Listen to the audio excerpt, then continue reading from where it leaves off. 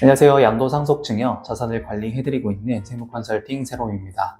오늘은 상속세 절세에 대해서 자세히 설명을 드릴 건데요. 그 중에서도 가장 문의가 많으신 70대 이상의 부모님의 경우 우리가 어떻게 상속세를 절세할 수 있는지 사례를 통해서 구체적으로 안내드리겠습니다. 통계청이 발표하는 기대 수명은 2021년 83.6세로 역대 가장 높았습니다.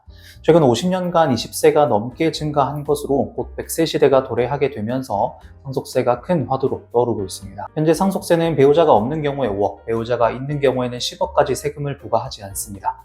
하지만 문제는 해당 공제금액이 97년부터 30년째 그대로인 것입니다. 그동안 부동산 가격은 폭등을 하면서 상속세를 내야 하시는 분들이 크게 늘어나고 있는 상황이죠. 현재 우리나라 상속세는 최고 50%, 최대 수준은 60%까지 세율이 적용이 됩니다. 반 이상을 고가에서 가져가는 것인데 OECD 국가 중에서는 최고 수준입니다. 또한 상속재산의 대부분이 부동산 재산인 경우가 많죠. 이렇게 상속세를 납부할 현금 유동성이 없는 경우에는 이 부동산을 금매로 매각해야 되기 때문에 결과적으로 재산적 손해는 더욱 커질 수 있습니다. 하지만 상속세는 과세 규모가 큰 세목인 만큼 미리 우리가 준비하고 계획한다면 줄어드는 세금 역시 매우 클 수 있습니다. 따라서 오늘은 상속세를 걱정하고 계시는 분들에게 실질적인 도움이 될 수 있도록 가장 문의가 많은 두 가지 상황에 대해서 구체적인 세액 비교를 해보겠습니다. 오늘 영상 사례들은 저희가 진행해오고 있는 실제 컨설팅 내용을 기반으로 만들었습니다.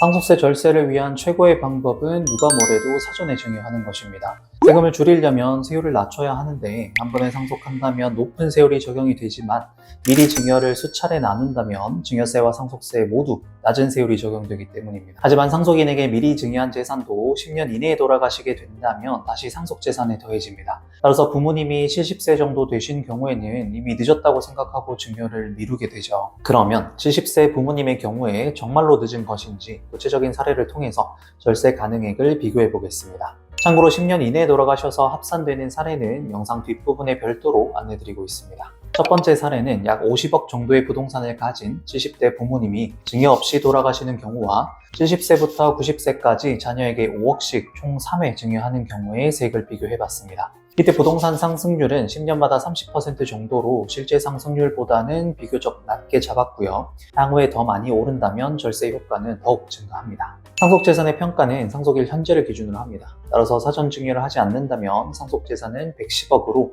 5억을 공제한 뒤에 계산된 상속세는 48억입니다. 자녀에게 5억씩 사전 증여하는 경우에는 자녀 한 분당 증여세가 8천만 원으로 총 2억 4천의 증여세가 발생합니다. 이 증여는 상속과 다르게 받는 사람을 기준으로 나눠서 계산하고요. 10년이 지나면 기존에 받은 증여가 리셋이 돼서 다시 증여를 할 수 있습니다. 즉 5천만 원 비과세 공제와 10에서 30%의 낮은 증여세율을 계속해서 받을 수 있는 유리함이 있는 것입니다. 그리고 미리 증여받은 지분에 대한 시세 증가 부분은 과세 제외되기 때문에 추가 절세 효과가 발생하는 것이고요. 이 월세의 수익 역시 자녀들이 가져가기 때문에 미리 상속세 재원을 마련할 수 있습니다. 3번의 절세 효과를 고려하지 않더라도 70세부터 90세까지 총 3번의 사전 증여를 통해서 약 30억, 60% 이상의 세금을 줄일 수 있게 됩니다.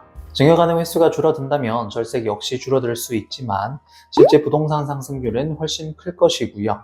배우자나 사위나 며느리를 활용한다면 더욱 많은 세금이 줄어들 수 있습니다. 따라서 부모님의 연세가 70세이시더라도 아직 늦지 않았다는 것을 확인할 수 있습니다. 두 번째 사례는 부모님의 연세가 70세보다 더 연로하시거나 건강이 좋지 않으신 경우입니다. 이때는 사전 증여 횟수가 줄어들 수밖에 없어요. 하지만 횟수를 줄이더라도 절세 효과가 발생하는지 살펴보겠습니다. 사례 2를 사례 1과 동일하게 계산했을 때 증여 횟수는 줄었지만 재산 규모와 증여 금액의 비율이 달라짐으로써 70%의 오히려 더 많은 절세 비율을 가지게 됩니다. 각자의 사실관계에 맞는 적절한 증여 시기, 횟수, 규모, 증여재산의 우선순위를 계획한다면 70대 이상의 경우에도 충분히 절세 효과를 얻을 수 있습니다.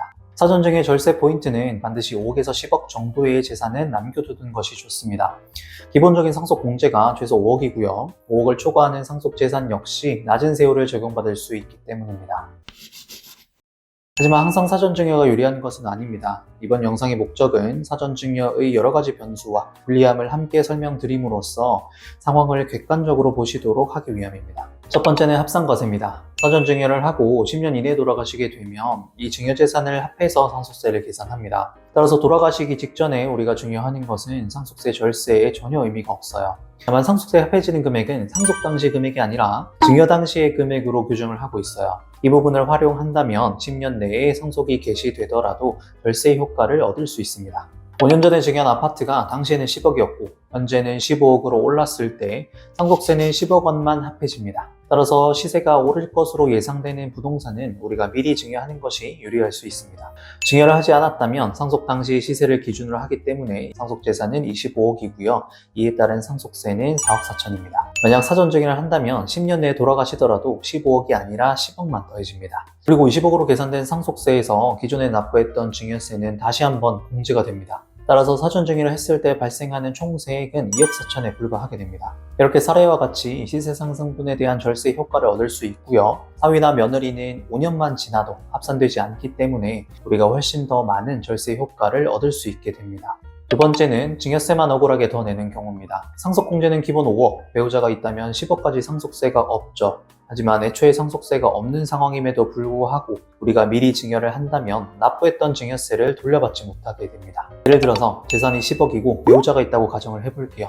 미리 자녀 2명에게 5억씩 증여한다면 증여세는 약 1억 6천입니다. 하지만 증여를 하지 않고 그대로 상속이 이루어졌다면 상속세는 0원이죠. 먼저 냈던 증여세는 상속세에서 차감을 해주지만 상속세보다 더 많이 낸 증여세는 환급해주지 않습니다. 결과적으로 잘못된 사전 증여를 함으로써 오히려 1억 6천의 증여세만 더 납부하게 되는 것입니다. 이렇게 재산 규모에 따라서 없던 세금도 더 낼 수 있으니까요. 재산 규모 역시 사전 증여의 중요 포인트입니다. 세 번째는 사전 증여에서 가장 중요하지만 가장 많이 놓치는 상속공제 한도입니다. 상속공제 금액은 법에서 한도를 두고 있는데 이 한도를 계산할 때 사전 증여 금액의 일부를 차감하도록 규정하고 있어요. 따라서 사전 증여의 비율이 큰 경우에는 기본 공제를 온전히 받지 못해요. 그래서 오히려 불리해지는 사례가 있습니다. 배우자가 있는 부모님으로부터 25억의 상속재산을 그대로 상속받는 경우와 미리 10억씩 증여받는 경우를 비교해 보겠습니다. 상속에서 배우자의 상속 지분을 조절하면 배우자 상속공제를 더 늘릴 수가 있는데요. 상속재산 25억 중에서 배우자에게 10억을 상속한다면 배우자 상속공제는 5억이 아니라 10억까지 받을 수 있습니다. 이렇게 계산한 상속세는 약 2억 4천에 불과합니다. 만약에 자녀에게 10억씩 사전 증여를 한다면 증여세 합계액은 약 4억 5천입니다. 사전 증여를 하고 10년 이내 상속이 개시된다면 상속재산 역시 동일하게 25억이죠. 하지만 상속공제 한도를 계산할 때 사전 증여 금액을 차감하기 때문에 기본 상속공제를 일부밖에 받지 못합니다. 이에 따라 발생하는 총 세금은 약 6억으로서 결국 증여를 하지 않았을 때보다 3억 6천을 더 내야 합니다. 이렇게 사전 증여 재산이 일정 비율 이상을 차지한다면 크게 불리해질 수 있는 점은 반드시 유의해야 합니다. 추가로 배우자 상속공제를 활용하시려는 분들은 상속받은 배우자의 두 번째 상속세까지 함께 고려해야 합니다. 사례에서는 배우자가 사망할 때도 기본공제 5억을 한 번 더 받았기 때문에 결과적으로 두 번째 상속세도 9천만 원에 불과합니다. 또한 상속받은 배우자가 노후 자금이나 병원비로 사용을 하실 것이고요.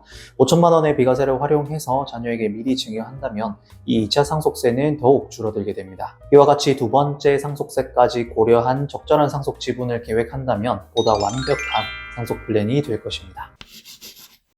상담을 하다 보면 적절하지 못한 방식으로 이미 증여를 하고 오신 분들이 계세요. 이런 경우에는 적절한 절세 방식을 찾더라도 이미 증여가 이루어졌기 때문에 다시 돌아가기가 매우 어렵습니다. 따라서 장기적인 절세 플랜을 위해서는 첫 단추가 가장 중요합니다. 이번 영상은 증여세와 상속세를 위주로 비교를 해봤습니다. 하지만 취득세와 상속받은 부동산에 대한 양도소득세 역시 상속 방식에 따라서 크게 달라지기 때문에요. 재산의 규모가 크면 크실수록 보다 꼼꼼한 비교가 필요하겠습니다. 세금에 대한 작은 관심이 큰 절세로 돌아올 수 있습니다. 새로움이었습니다. 감사합니다.